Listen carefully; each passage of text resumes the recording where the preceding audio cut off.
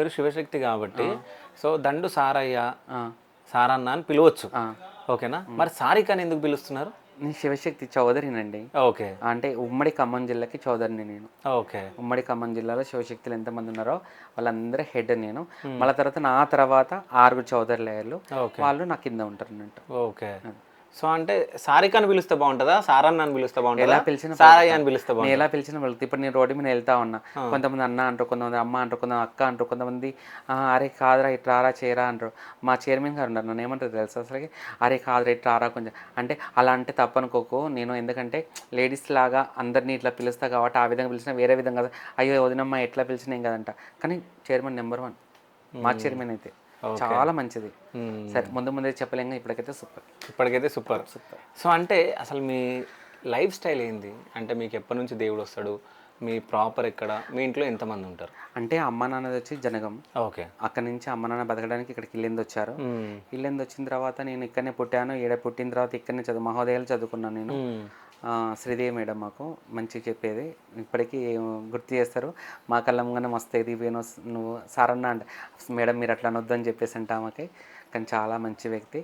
మా తర్వాత ఇక నేను చదువుకునే టైంలో 3rd క్లాస్ ఉన్నాను నేను. మ్మ్. ఉన్నప్పుడు ఒళ్ళంతా అమ్మవారు వచ్చేసి బొగ్గులు వచ్చేసి చికా చికా చేస్తున్నానంట నేను.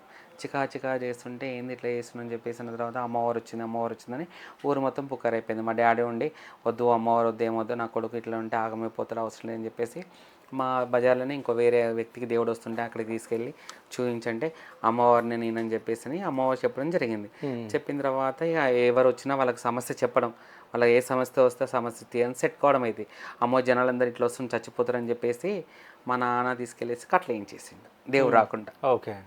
ఫస్ట్ పోచమ్మ దేవుడు వచ్చేది నాకు. మ్మ్.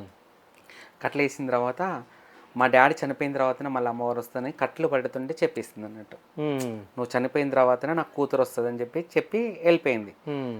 వెళ్ళిపోయిన తర్వాత మా డాడీ చనిపోయిన తర్వాత 1 ఇయర్కి స్టార్ట్ అయింది. అప్పుడు నేను మారేడు వాళ్ళ ఇంట్లో ఉన్నా నేను. ఓకే. మన్మోహన్ విజయవర్గ అని చెప్పేసి హిమాయత్ నగర్లో ఉంటారు. ఓకే. పప్పి అక్క శీతల్ అంటాం. ఓకే. వాళ్ళ ఇంట్లో నేను చాలా పెరిగిన. కానీ అక్క నన్ను ఒక సంత తమ్ముళ్ళగా చూసుకొని నన్ను ఏం చాలా చేస్తుండే బాగా అక్కడ మీరు? నేనేం లేదు ఎలక్ట్రిషియన్ షాప్లో పనిచేసేది. ఓకే.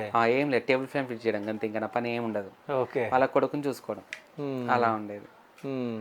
చూసుకుని మంచిగా చాలా మంచిగా చూసుకున్నారు వాళ్ళు. మంచిగా అంతా హ్యాపీగా ఉన్నాం. నేను పోయిన తర్వాత కూడా వాళ్ళకి బాగా కలిసి వచ్చింది. వాళ్ళు మంచిగా ఉన్నారు. అక్కడి నుంచి వెళ్ళింది వచ్చిన తర్వాత